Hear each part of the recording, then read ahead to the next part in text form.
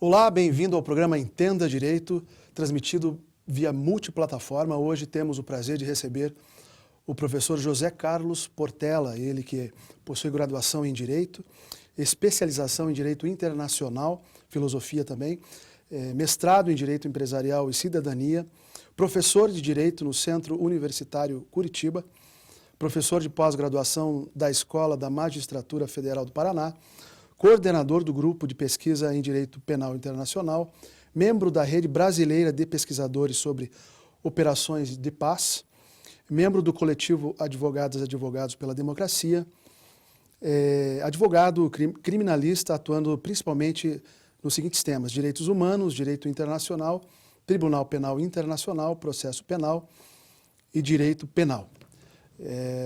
Professor, obrigado pela presença inicialmente. Muito obrigado, Rodrigo, eu que agradeço. Hoje falaremos sobre um tema muito importante, que é da especialidade do professor, que é direitos humanos.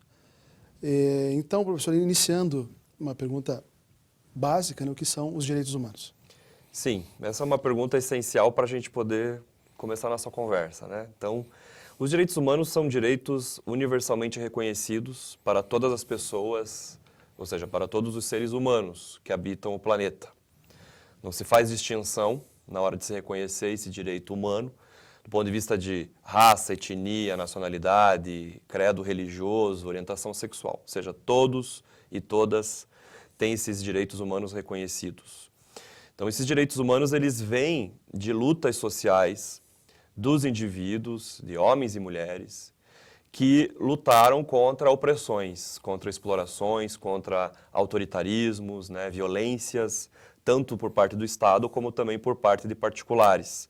Então, se for ver a história dos direitos humanos, é uma história de sangue, de suor e lágrima, né? Ou seja, você vai ver histórias aí de lutas, por exemplo, por terras, né? Defesa de terra, defesa dos direitos dos indígenas, a defesa dos direitos dos trabalhadores, né? Que eram reprimidos com muita violência. Ver a história da Segunda Guerra Mundial, das atrocidades que foram cometidas, né, contra o gênero humano, com o Holocausto, com morticínio de civis. Então, isso é um processo histórico bastante longo e que culminou com o que nós chamamos hoje de direitos humanos. Isso vem, sobretudo, depois da Segunda Guerra Mundial. Então, o direito internacional acolheu essa ideia de proteção dos direitos humanos em âmbito universal.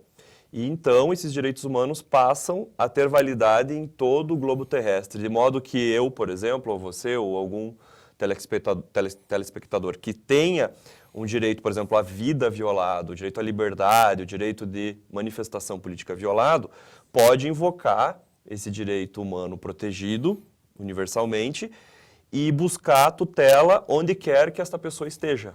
Não necessariamente sendo brasileira, que ela deve buscar essa tutela só no Brasil. Então, ela pode estar sendo brasileira na Inglaterra e ter o seu direito humano violado na Inglaterra. Ela pode buscar a tutela tanto na Inglaterra, como também em outro país, ou no âmbito global, por exemplo, no caso da ONU. Entendi. O direito humano poderia ser confundido com o direito natural? Se sim, se o professor pudesse explicar o que é o direito natural. Existe essa vertente na teoria dos direitos humanos que liga os direitos humanos ao direito natural, que tem a ver com a questão de que, sendo humano, eu, por natureza, já teria reconhecido alguns direitos, como, por exemplo, direito à vida, direito à liberdade, direito à alimentação, etc. Todavia, existe uma outra vertente que entende que os direitos humanos são além do direito natural, porque envolvem outras questões mais complexas que não têm a ver somente com a questão da mera existência como ser humano, mas também tem a ver com a proteção, por exemplo, da coletividade ou a proteção de dimensões mais complexas da vida humana. Um exemplo que eu posso mencionar seria o direito à aposentadoria, né? Será que o direito à aposentadoria é um direito natural? Ou é um direito que foi construído historicamente? O direito à greve, por exemplo. Tudo isso, direito humano. Sim.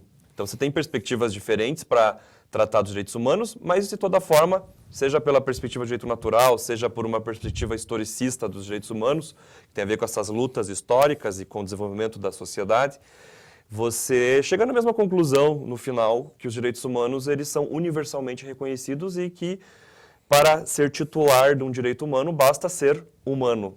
Não interessa a idade, não interessa a nacionalidade, etnia, credo, como eu falei anteriormente. O professor citou a evolução, né, dos direitos humanos e como a sociedade sofreu, então, para conseguir galgar, né, esses direitos. O professor vê algumas áreas aqui no Brasil que estão regredindo?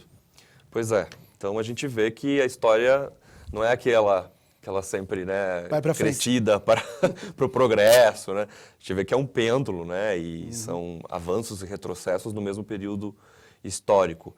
Então, o que a gente está vivendo nesse período histórico desse momento é realmente um retrocesso em várias áreas que nós já tínhamos conquistado, ainda que de maneira tímida, ali alguns avanços. Por exemplo, vou citar um exemplo, que é a questão da tortura, né? Ou seja, isso é algo bastante significativo para os direitos humanos, porque a história nos mostra, né, que o Estado sempre se valeu da tortura, não só o Estado como a Igreja também no passado, né? Enfim, isso é algo que nos acompanha há muitos séculos. Então, a tortura sempre foi repudiada pelos direitos humanos, né? Os direitos humanos vieram também com essa perspectiva de evitar que o Estado abusasse do poder de punir, porque o Estado tem o poder de punir quem cometa um crime, mas não pode abusar desse poder. Um dos abusos seria a tortura. E aí o discurso que nós tínhamos desde o pós-Segunda Guerra Mundial, né, 1945, a seguir, era de que nós tínhamos que repudiar a tortura, mas vemos agora, nos últimos anos, uma tentativa de se legitimar a tortura, né? Mas isso após o regime da entrada do voto direto, isso depois disso?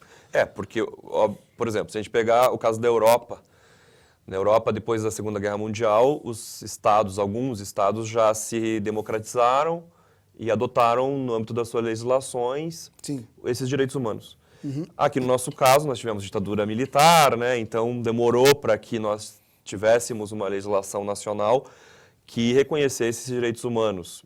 Daí isso acontece com a Constituição de 88, né? Uhum. Mas aí, timidamente, a gente tem alguns avanços em relação a essa questão da tortura. Por exemplo, na própria Constituição tem lá, se veda a tortura, tem um claro, dispositivo legal, né? Repudiando a tortura. Mas também tivemos a implementação de algumas políticas públicas tentando fazer com que a tortura não acontecesse. Por exemplo, foi criado um mecanismo, que é um mecanismo da administração pública, mas com componentes da sociedade civil, para fiscalizar os presídios e as delegacias e receber também denúncias de casos de tortura e fazer recomendações ao Estado brasileiro, encaminhamentos para os órgãos de persecução penal, por exemplo, caso se descubra um caso de tortura, mandar para o Ministério Público investigar e processar o autor do delito. Mas o que nós vimos, por exemplo, agora, nesse ano, inclusive, foi um decreto do presidente da República extinguindo esse mecanismo. Então, não há mais esse mecanismo de fiscalização, que é muito importante e que é, inclusive, inspirado nos direitos humanos. Está previsto em tratado internacional que repudia a tortura, que o Brasil ratificou do âmbito da ONU. E aí agora a sociedade brasileira fica sem esse mecanismo. Então, um outro exemplo de uma política que se trouxe também para o Brasil para tentar diminuir o caso de tortura é a audiência de custódia. Uma pessoa, quando ela é presa, ela deve ser apresentada ao juiz em 24 horas, justamente para que o juiz veja a pessoa que foi presa e possa atestar com os próprios olhos que a pessoa não sofreu maus tratos ou tortura no momento da prisão. E o que nós vemos, apesar da existência dessa audiência de custódia, nos últimos tempos o judiciário tem atuado de maneira leniente com a tortura, inclusive não fazendo as perguntas que deveriam ser feitas para a pessoa que foi presa. A pergunta principal, você sofreu tortura? Tem casos absurdos que a gente toma conhecimento que a pessoa está totalmente arrebentada na audiência, o juiz vê e finge que não viu e não toma nenhuma medida. Então, ainda que você tenha o mecanismo ali, que é a audiência de custódia, mas não se leva esse mecanismo a sério, né? Então, esvaziando o sentido do instituto que foi criado para impedir a tortura.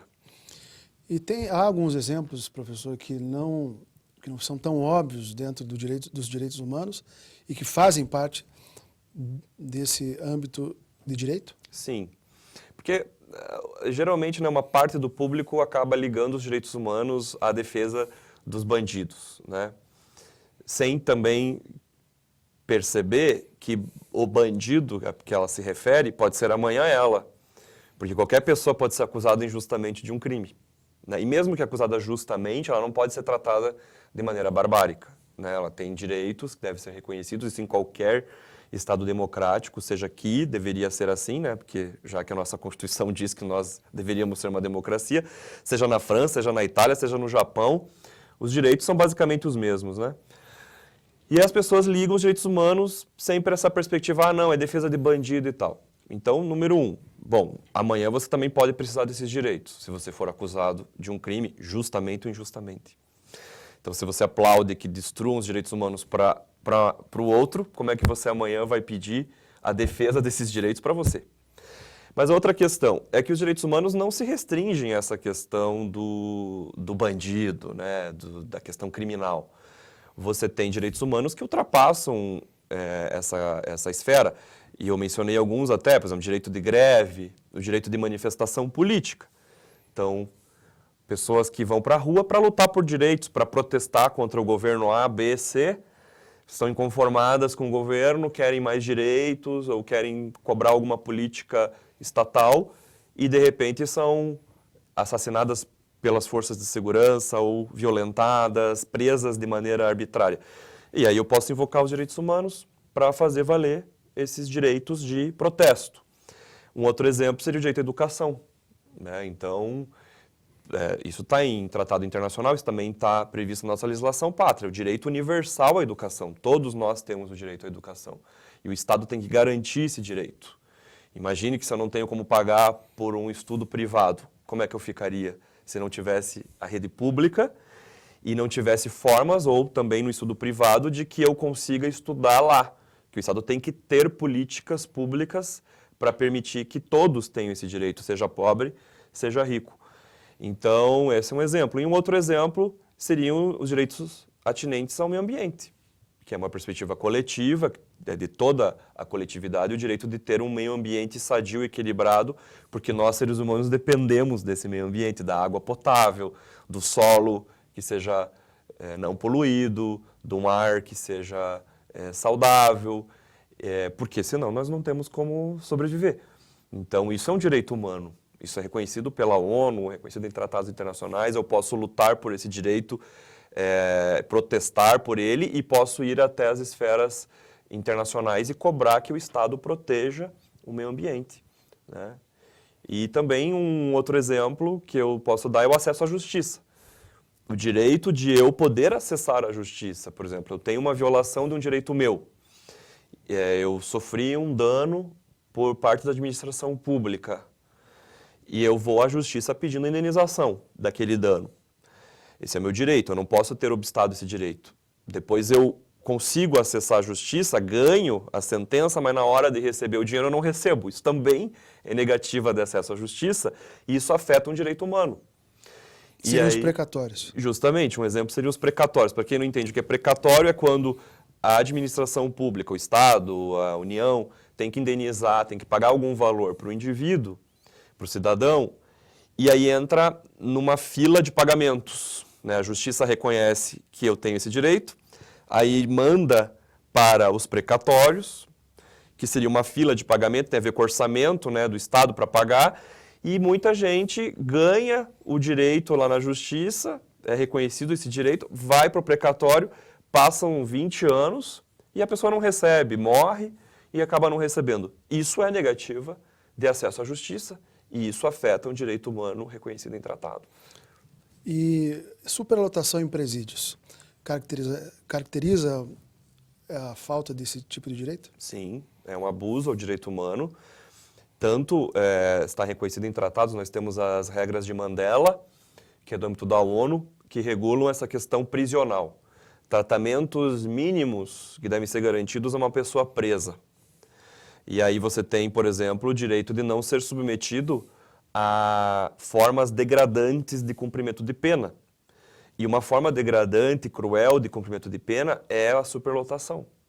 Você tem um cubículo em que tem ali um espaço que deveriam ter 5, 6 pessoas, você tem 40 pessoas. Sem ventilação, sem insolação, em situação extremamente precária. Tem casos de presídios que estão prestes a ruir. Tem casos em que a enchente, e aí está todo o encanamento entupido, sobe a água, alaga toda a cela, tem ratos. E as pessoas estão cumprindo pena, às vezes de 1, 2, 3, 4, 5 anos numa situação como essa.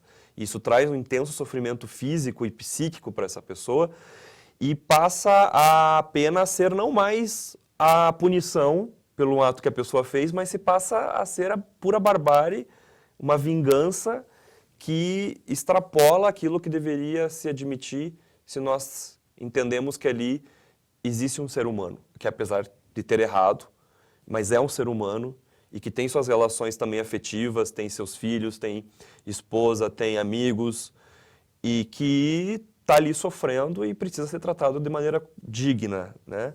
E a gente tem que pensar que essas pessoas um dia vão voltar para a sociedade. Muitas não voltam, porque morrem dentro dos presídios por falta de atendimento médico, por falta de proteção dos seus direitos. Mas as que saem, elas vão viver entre nós. E aí, como que elas vão responder à sociedade que tratou essas pessoas como animais? Né? A gente precisa pensar na ressocialização. Então, o direito, inclusive, à ressocialização também é um direito humano, porque também está previsto em tratado. Ou seja, o direito de eu cumprir a minha pena de uma maneira devida, humana, e mais o direito de o Estado me dar condições para que eu possa sair da cadeia e me ressocializar, me reintegrar na sociedade. Agora, o que acontece no Brasil é que isso não é feito. Então, a gente tem negativas aí de direitos humanos, tanto quando a pessoa cumpre, enquanto ela cumpre a pena, como depois que ela é jogada, despejada na sociedade, sem qualquer tipo de apoio, de amparo, sem ter havido qualificação profissional, sem ela ter sido acompanhada por psicólogo, por psiquiatra, porque tem muitas pessoas aí que têm problemas que são de saúde mental, que precisariam de ajuda, e elas ficam desassistidas e voltam para a sociedade e muitas vão acabar voltando para a criminalidade, porque não há outra opção de vida para essas pessoas. E de forma pragmática e prática, qual seria a possibilidade da pessoa exercer esse tipo de direito, né, o direito humano, seja administrativamente ou judicialmente, ou, enfim, quais são as opções de a pessoa exercer o direito humano? Bom, até interessante isso porque, assim, nós exercemos os nossos direitos todos os dias, né? Por exemplo, se eu vou à igreja, eu estou exercendo um direito humano meu, que é o direito de professar uma fé. Está reconhecido em tratado. E o Estado não pode impedir que eu professe essa fé e ninguém, nenhum particular pode me impedir. Se eu, por exemplo, vou até um hospital e peço atendimento médico, isso é um direito humano, para citar 2 exemplos. Então, a gente está constantemente exercendo direitos humanos. O que nós estamos fazendo aqui é exercer um direito humano, o direito de livre manifestação do pensamento, né? O direito de liberdade de imprensa. Perfeito. Então, nós estamos exercendo isso. E, eventualmente, isso é frequente, nós temos ataques a esses direitos humanos, né? Ou seja, cerceamentos, violências. E aí, como é que eu faço para poder fazer com que o meu direito, no final das contas, seja cumprido? Então, eu tenho formas, por exemplo, eu posso acessar cortes nacionais para fazer valer esses direitos que estão sendo violados. Eu posso acessar órgãos da administração pública que podem proteger esse direito. Um exemplo seria esse mecanismo contra a tortura, que era um órgão da administração pública, né? Uma comissão que foi extinta, mas que servia de maneira administrativa para receber denúncias, para fiscalizar essas violações. Eu posso procurar o Ministério Público e fazer uma denúncia, enfim. E também posso ir para o âmbito internacional. Caso, por exemplo, no âmbito do Estado, eu veja que meu direito não está sendo cumprido e nem tem perspectiva de ser cumprido, porque além de eu ter o meu direito violado, eu vou ao judiciário e o judiciário também não reconhece que eu tive meu direito violado. Isso tem vários casos. Ou há uma morosidade. É o caso do Lula, ultimamente, aí, que Pois aconteceu. por exemplo, que é um exemplo Que bastante ele levou o assunto público pra fora. disso, que ele foi até a ONU porque aqui internacionalmente ele não conseguiu ter o seu direito de um justo julgamento atendido, então foi a ONU. Mas você tem outros casos famosos do Brasil, por exemplo, um caso que envolveu um rapaz que era um doente psiquiátrico, Ximenes Lopes, e que foi levado por uma dessas clínicas psiquiátricas que nós tínhamos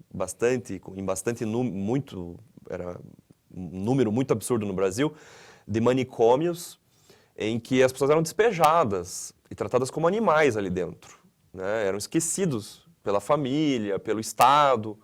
E esse rapaz ficou num ambiente como esse e ele acabou morrendo em razão dos maus tratos, da falta de assistência que ele recebeu ali dentro. E aí, o Estado brasileiro não fez nada, nem para evitar a morte e o sofrimento psíquico que ele sofreu, e nem também fez para reparar o dano que havia ocorrido. Então, foi levado esse caso para o âmbito internacional. E o Brasil foi condenado, e aí teve que se pagar a indenização para os familiares, que no caso a família dele buscou que ele fosse atendido e não teve esse atendimento, depois buscaram a justiça também, não teve o direito acolhido. E foram no âmbito internacional e conseguiram vencer a batalha, e o Brasil foi condenado, e entre as condenações pagar a indenização, apurar a responsabilidade dessas pessoas que cometeram essas violações e alterar a sua política de atendimento às pessoas com doença psiquiátrica. Então você vê que foi algo que afetou um indivíduo, mas que na verdade nessa batalha por direitos dessa única pessoa acabou também trazendo reconhecimento do direito de outras pessoas que também estavam na mesma condição, porque a sentença que condenou o Brasil transcendeu aquela mera questão individual, porque determinou que o Brasil mudasse a sua política de saúde mental, e aí isso vai evitar problemas para outras pessoas que têm essa mesma doença. Mas só para finalizar essa questão, então a tutela que eu posso buscar dos direitos humanos, ela pode ser tanto no plano nacional como internacional. E assim tem que ser, porque geralmente o Estado viola o meu direito, aí eu busco a proteção no Estado onde eu estou e não consigo. Por isso que daí eu permito que em âmbito internacional a pessoa busque algum organismo internacional, como a ONU, ou a Organização dos Estados Americanos, ou a Corte Interamericana de Direitos Humanos, para poder fazer valer aquele direito, e aí esses organismos vão cobrar do Estado. O que está acontecendo aí? Perfeito. E uma mensagem final, professor, sobre o tema de hoje, direitos humanos, que é uma de suas especialidades. Eu acho que as pessoas têm que se informar de uma maneira devida, não através de fake news, correntes de WhatsApp, sobre o que são os direitos humanos. Né? Se elas forem se informar de uma maneira consciente, né, de que aquela informação ali é uma informação realmente relevante, fidedigna, que vem de uma origem que eu possa atestar a qualidade, elas vão perceber que os direitos humanos não têm nada a ver com esses discursos horríveis que nós estamos vendo na sociedade brasileira, que contaminam as instituições públicas, né? A gente vê esses discursos nas assembleias legislativas, no Congresso Nacional, discursos que atacam os direitos humanos, fazendo o público acreditar que direito humano não é importante, que o direito humano atrasa o desenvolvimento, que o direito humano só serve para proteger bandido. Mas a nossa conversa mostra que os direitos humanos são muito maiores do que essas questões e, muito pelo contrário, não atrasam o desenvolvimento. Na verdade, os direitos humanos servem como uma forma de a gente conseguir atingir um patamar cada vez maior de desenvolvimento, porque desenvolvimento não é só economia. Desenvolvimento é a economia, mas também que as pessoas tenham uma vida boa. Agora, de nada adianta eu ter crescimento econômico destruindo o meio ambiente, matando pessoas, com tortura, proibindo as pessoas de professarem fé ou pensamento político ou a sua orientação sexual. Isso não é desenvolvimento. Então, essa é a mensagem final, porque no final das contas, todos nós queremos viver bem e ter liberdade de expressar nosso pensamento, de ser quem a gente quer ser. E os direitos humanos servem para isso. Então, é uma luta nossa, né? Uma conquista nossa como cidadãos diante de todas as atrocidades que nós vimos na história. Perfeito. Hoje um papo excelente com o professor José Carlos Portela sobre direitos humanos, temas fantásticos tratados hoje. Obrigado pela presença, professor. Eu que agradeço. Muito obrigado. Você assistiu Entenda Direito. Obrigado pela sua audiência.